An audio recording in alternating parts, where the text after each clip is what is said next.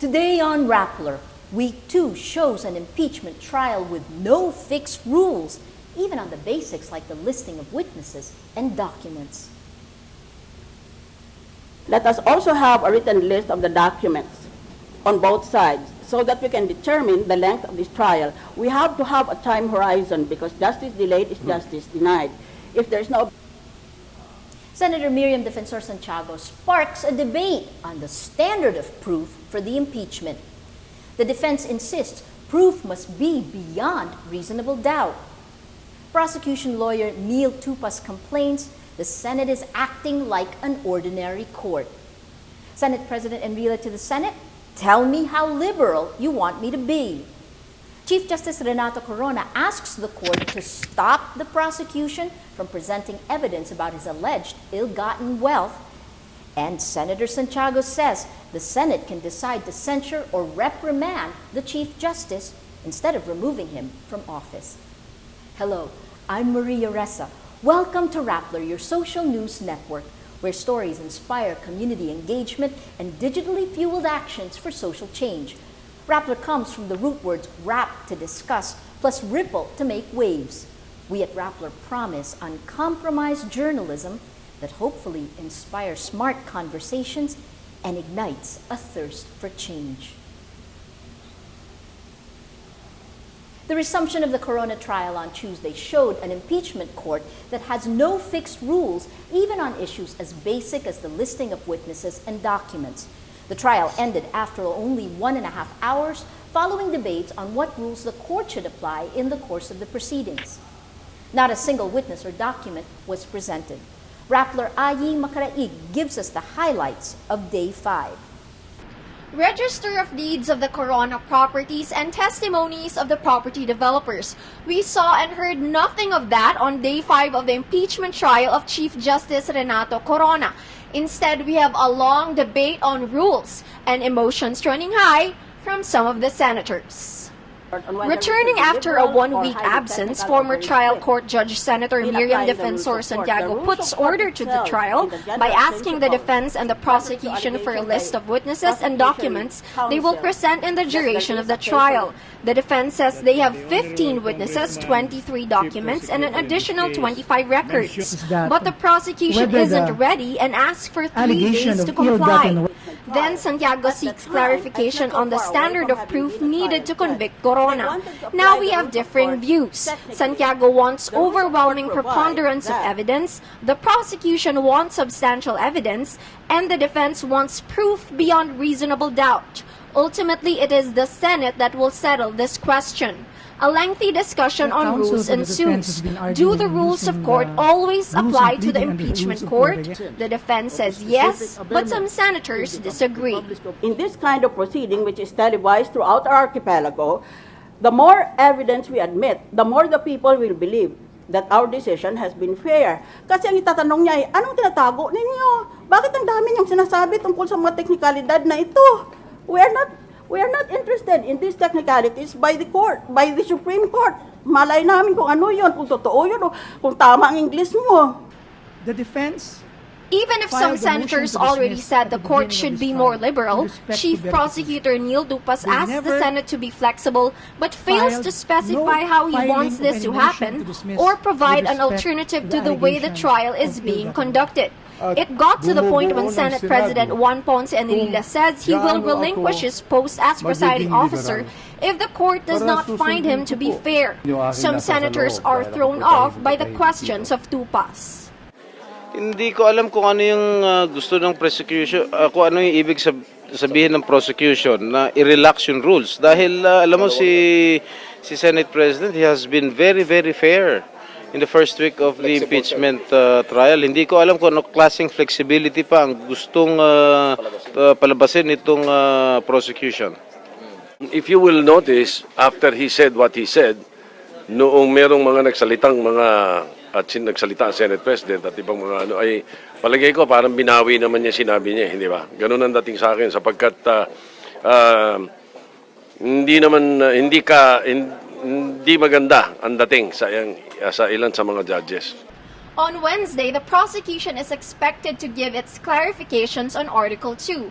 The defense submitted their clarifications today. Now, the senators say without the memorandum from the prosecution, they will have to skip Article 2 and move on to the next allegations. So will Day 6 be more productive? Well, the ball is in the hands of the prosecutors. Ai Makaraig, Rappler. During her manifestation before the court, Senator Judge Santiago joked about her illness that kept her from attending the hearing last week. She said she suffered from terminal boredom while watching the trial on TV. Rappler caught up with Senator Santiago. Here are parts of her interview.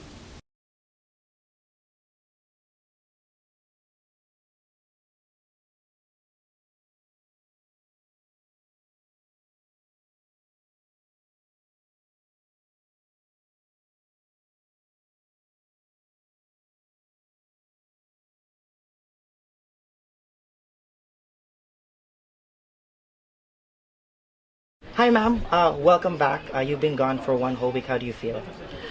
I'm still a little shaky, but it's my duty to report back as soon as possible. And I don't want the public to think that I'm shirking my duty. So my first agenda item this afternoon was to try and make both parties appreciate the insistence by the public on a quick trial. We should not be geeks talking in a certain code among ourselves. Dapat malaman kung ano ang pinag-uusapan namin doon, yun ang gusto ng publiko. Kaya dapat pagbigyan natin din ang publiko dahil hindi lang naman purely judicial. Ang impeachment, it is quasi-judicial, it is quasi-political. Ngayon, ano pang kwenta kung tinitelevise at hindi naman nila intindi kung anong pinag-uusapan itong mga ito, ano itong mga Latin na ito, mga cases na ito. Kaya hanggang sa maaari, kako, dapat magtagalog kami, lalo na kung importante na parte ng bista. Right. It seemed like we needed you to call things into order. How do you feel about that? Ay, sanay naman kasi ako, kaya may bentaha ako. Dahil 5 taon naman akong naging RTC judge, kasi alam ang problema natin ganito. Ang abogado, binabayaran per appearance, hindi siya binabayaran ng lump sum. Kung hindi, bawat siya lumitaw sa korte, babayaran siya ng kliyente. Kaya hanggat sa maaari, pag nabayaran siya at nandyan na siya sa korte, magdadrama yan para sa kliyente. Para sabihin ng kliyente, 10,000 binigay ko sa iyo, yun lang, wala kang tinanong, kaya arte ka ng arte. Yun ang magiging sanhi ng pagtatagal ng kaso. Kaya ayaw ko sana mangyari iyon sa aming impeachment. Alam ko naman, kamukha lang ng lahat naman ng practicing lawyers.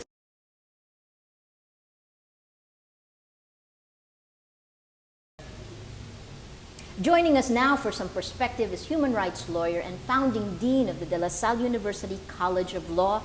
He was also one of the key prosecutors during the impeachment trial of former President Joseph Estrada, Jose Manuel Chel Jokno. Hi, Maria.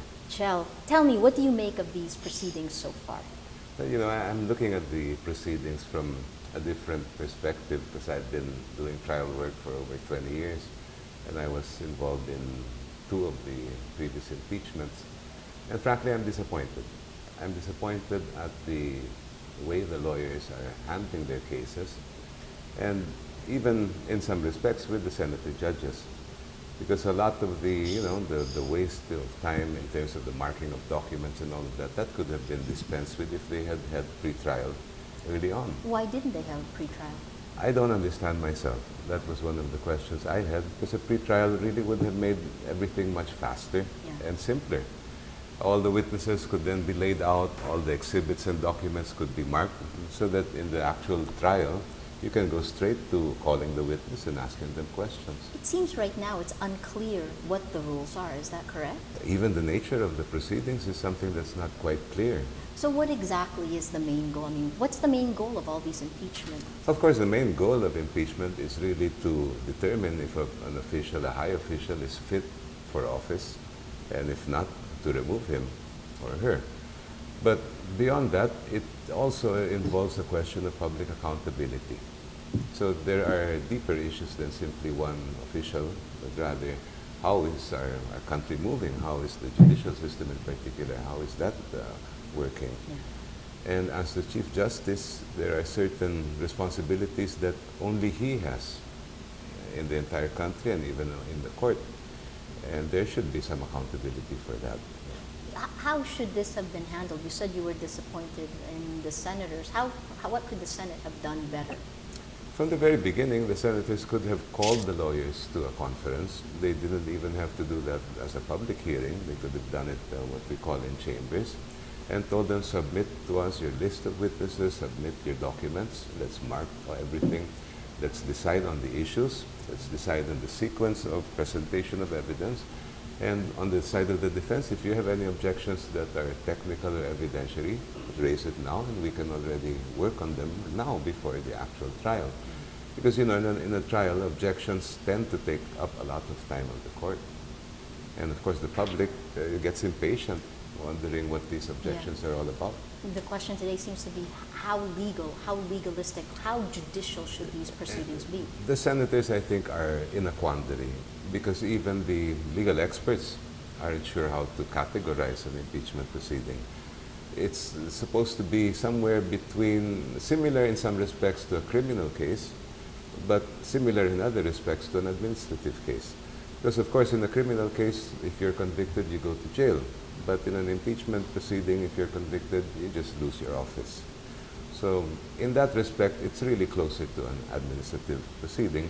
However, because it involves a high official, there are certain rights that must be given to that person. For example, the right to due process of the law, the right against self-incrimination, the right to confront witnesses and cross-examine them. These would be guaranteed even in an administrative case. Senator Miriam Santiago talked about, in terms of evidence, taking an obvious preponderance of evidence. Do you agree with this? No, I don't. I think that the standard should be closer to substantial evidence rather than a Could you preponderance explain of that? evidence. What does that mean? There are three basic, what we call quantums of proof in any kind of legal proceeding. In court, you have, for criminal cases, proof beyond reasonable doubt. In civil cases, what we call preponderance of evidence. Let's say, to simplify it, 51% in your favor and you can already win a civil case. In administrative cases, the rule is that all you need to remove a person from office is substantial evidence. Evidence that a reasonable mind might accept as true. And as long as you meet that standard, which is the easiest standard, then you can now hold that person liable. Why are they different? Well, in a criminal case, if you lose, you go to jail, or if there's a death penalty, you lose your life. Therefore, you should have the highest standard of proof. In a civil case, that involves most of the time property, money, stuff like that, and that also requires a higher standard of proof. But when you talk about public office is a public trust. And so it's not just yourself you're working for when you're in the government, but you're working for the people.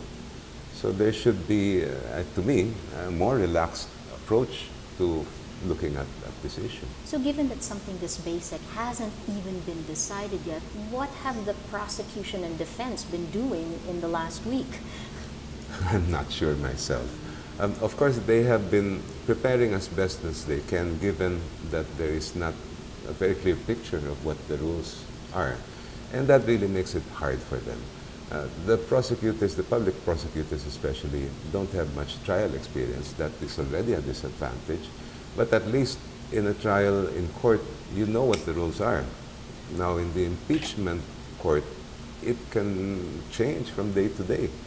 And without any kind of pre-trial before the trial, there's no way for the lawyers to predict what rules are now going to be followed and what rules aren't.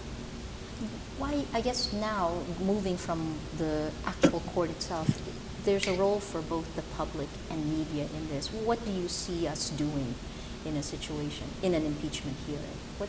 Well, I think your job is really to deliver what is happening to the people as directly as possible. The problem, for instance, when the media cover a court case is that most of the time you cannot cover it live. So it is through the commentary of the journalists and the reporters that the public gets to know what's happening. But many of our reporters and journalists have no legal background. So when I watch the news, sometimes I wonder why they emphasize certain points when, to me, that's not the important part of a case. But the impeachment trial has no such ban. And so to me, just like during the Arab impeachment, the media served a very, very strong educative function Because not many people are aware of what happens in court, what is a court proceeding, what's hearsay, what's evidence, or even now, what's a statement of assets and liabilities. What we've seen in the past week is that both sides seem to be playing to the media, to the public. How would you characterize what they've done so far? I'm not sure. Well, yes, in that sense, both sides have been pandering to the public, but in terms of their strategies in court, they have taken different approaches. The defense has taken a more legalistic, technical approach, which may backfire on them if they keep on that tactic, especially as far as public opinion is concerned. The prosecution, of course, has taken a more, liberal. They've been advocating that, this is not a criminal trial. We should relax the rules, which is to their advantage. Their problem, to me, really is a lack of experience in this kind of work. You can't learn to conduct a trial overnight. It takes years and years of experience, lots of good and bad experiences in court, weird judges, corrupt judges. You've encountered all kinds of people in court. Then you gain the stock knowledge to argue that way in an impeachment trial. And that is where Cuevas has a very big advantage. Fantastic. Well, thank you so much, Chel, Sure. for joining us tonight. We'll come back to you in the coming days. Now joining us from New York City is law professor and Rappler thought leader Theodore Teddy Tech. Ted, how are you doing? Hi, Maria. I'm doing well, thanks. So for you, all the way on the other side of the world, what stands out about these hearings? Well, one thing that does stand out, as Chel has pointed out, is I think the underwhelming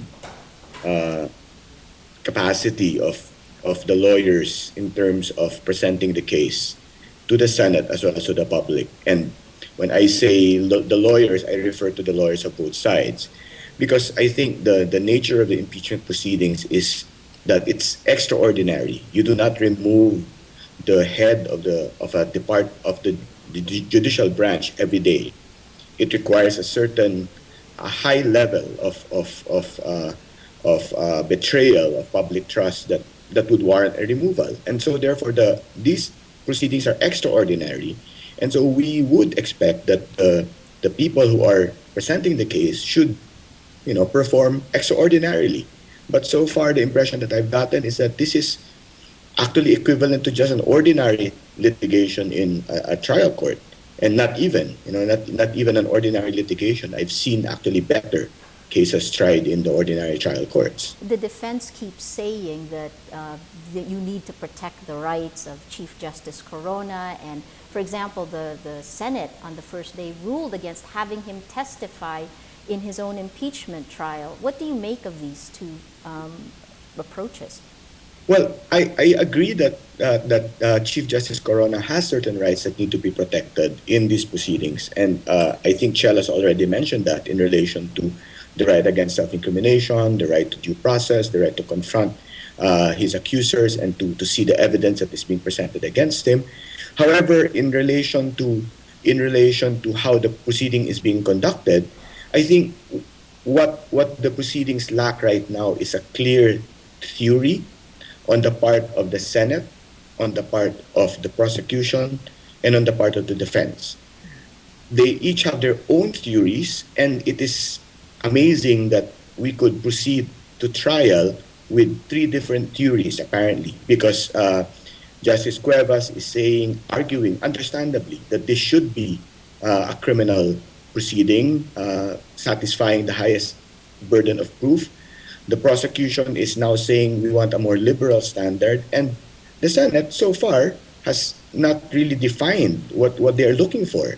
So I think in terms of leadership, I think the Senate President, who has done remarkably so far, should maybe take that extra step and say, let's all take a step back, let's all see if we're on the same page. Because after all, this will all be futile if in the end the prosecution presents evidence that the Senate is not looking for.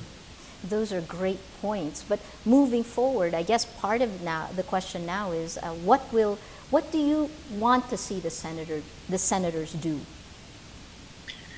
Well, one thing that I did catch when Senator Miriam Santiago joined the impeachment trial after being absent for some time, is her statement that let's hear the evidence first and then determine later on what we should consider. And I think that is a correct posture in terms of what the Senate is supposed to do. Because as I have stated before, the Senate here acts as a jury of sorts.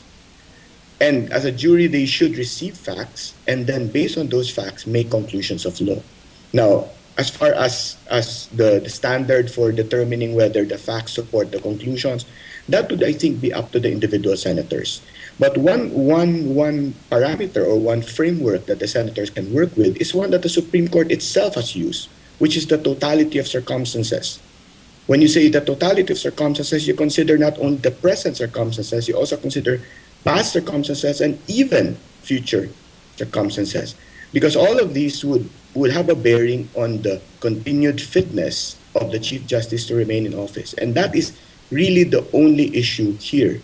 It is not whether he is guilty of a crime, because this is not a criminal trial. It is whether he should continue as Chief Justice. And we cannot make a determination. If I were a senator, we cannot make that determination unless we hear everything that is directly relevant to that particular issue. So rather than cutting off, for example, evidence that might not at this time be relevant, I think the Senate should allow a certain degree of liberality in simply hearing the testimony and decide later on if it wants to consider it or not, for so long as the evidence will allow the Chief Justice to for example, to be heard on it, or if the Chief Justice is not given is not surprised by it, then the Senate should, I think, be liberal in that sense. So I think in that respect, Congressman Tupas is correct in asking for some degree of liberality, because after all, there are 8 counts. And if we look at the totality of circumstances, all these 8 counts may actually indicate a pattern of betrayal of public trust, or one count in itself may be sufficient to indicate betrayal of public trust. But we will not know that until all 8 counts have been heard. It just seemed like Tupas was unclear exactly what he was asking for. But let me ask you now, you wrote a piece today under our Thought Leaders section that compares the impeachment trial of the United States, of former President Bill Clinton, to what's going on here now. What are some of the best practices that you would recommend from there? Well, one thing that I think Chell had already mentioned is the extensive use of pretrial procedures, and that is significant for me in relation to the Corona impeachment and the Clinton impeachment trial. In the Clinton impeachment trial, the Senate had a rule that said witnesses would not be allowed unless they had been deposed before the trial, and that's why everything had been done before the trial. All of the depositions were taken. Counsels for both parties were there. They were under oath. They were reduced to writing, and in some instances, for Clinton and Lewinsky, they were videotaped. And the Senate had the benefit of being able to read, or in Clinton and Lewinsky's cases, to see them testify. And because of that rule, it simplified a lot of matters. They remove all of the unnecessary wrangling or objections over documents, because they were settled before the trial. So that's one. Second, I think the Senate in the Clinton trial had a very clear direction, had a very clear theory in terms of what they wanted to hear, even though the vote was partisan in the end, because they voted along party lines. Democrats opposed the conviction, Republicans wanted to convict and remove Clinton, but in the end they were very clear that what they were looking for was a higher standard of proof.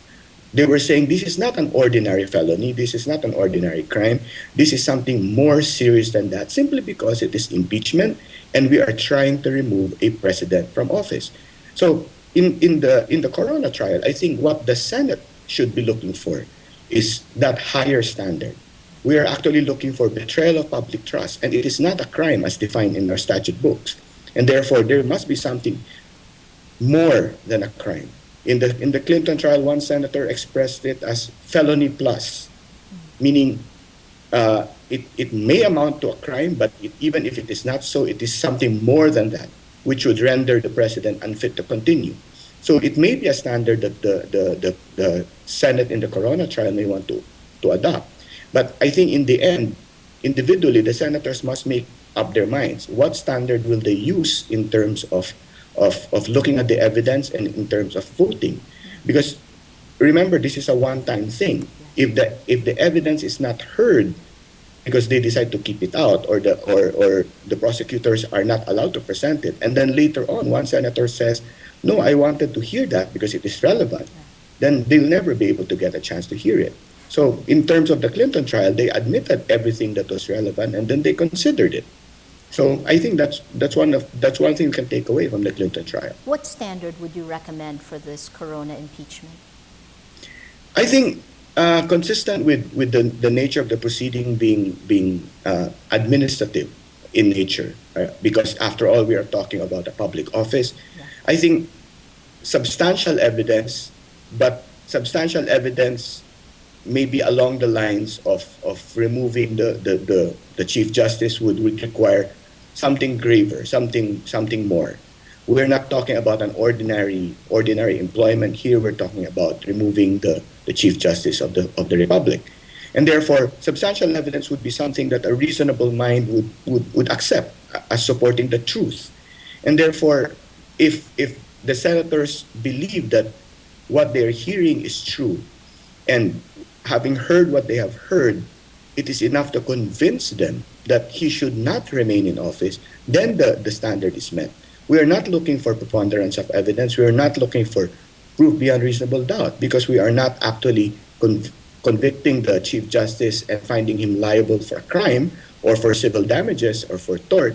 We're considering removing him from office for betraying the public trust. Another standard that I think may be relevant, and some of the senators during the Clinton trial expressed this, is the standard of an ordinary person.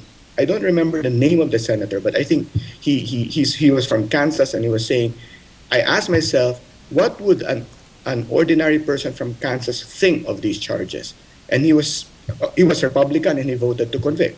But that was the standard he used. A third standard would be a standard that, after hearing everything, is it sufficient to consider the continuance in office of the president as dangerous or prejudicial to liberties?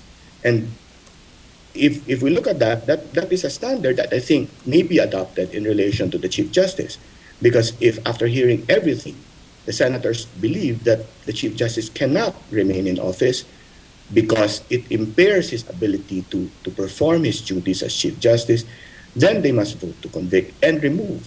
But if they are not convinced after having heard everything they have been presented, then they must vote to acquit. So I think, again, that's a takeaway from the Clinton trial, because there is no precedent here. We've never had a completed impeachment trial. We have no record to speak of in terms of successful impeachment trials. And so therefore, the only relevant trial that may be of persuasive influence would be the Clinton trial.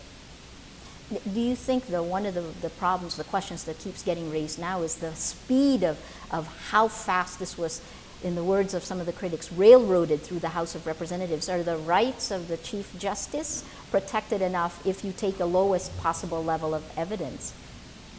Well, you know what, railroading, as people would say, the impeachment complaint before the House, actually prejudiced the House more than the Chief Justice. Because I think if they had been given more time to deliberate or to discuss, the case would have been tighter. I think if I were defense counsel and listening to those charges, I wouldn't need to say much until I've heard the prosecution say everything they want to say. Because by presenting the case on 8 grounds, many of these grounds could have been collapsed if they had been given more time to deliberate, discuss, or even depose the Chief Justice. I think the lack of preparation, the time that was spent on impeaching the Chief Justice one day, was, I think, more prejudicial to the House prosecutors than to the defense, because the charges could have been written better. They could have been, the elements could have been shorter. Some of the qualifications could have been removed, because these qualifications actually, I think, present obstacles to satisfying the burden of proof on the part of the prosecutors. Okay, Teddy Te from New York City, thank you very much for your thoughts on this process. We'll come back to you, I'm sure, in the coming days. Thank you, Maria. After missing week one of the trial, Senator Santiago now says the impeachment court may consider just censuring Chief Justice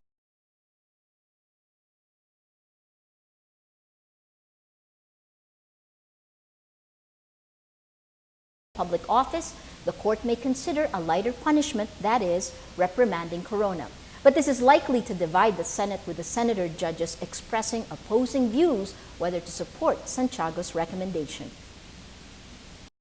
Therefore, the Constitution allows implicitly that any other penalty below removal and disqualification is allowed.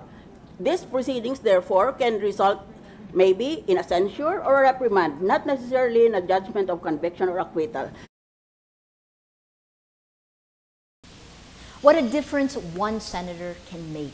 Miriam Defensor Santiago attended for the first time and asked, what are the rules? She sparked a debate on the standard of proof. To quote Senator Santiago, is it beyond reasonable doubt, preponderance of evidence, or just clear and convincing evidence? What about the standard of admission for admission of evidence? Senator Santiago's answer, the more evidence we admit, the more people will believe we are fair. Transparency should be a cornerstone of this impeachment. You've heard it from two different lawyers we've spoken with. One of them caught in the impeachment, involved in the impeachment process of former President Estrada. She said it should be unfettered by jargon and hair-splitting rules that alienate it from the public. So we watch, we wait, we push. Visit Rappler.com and tell us how you feel on our mood meter. Neuroscientists say the simple act of labeling our emotions increases our ability to reason. I'm Maria Ressa. As we say at Rappler, tomorrow begins today.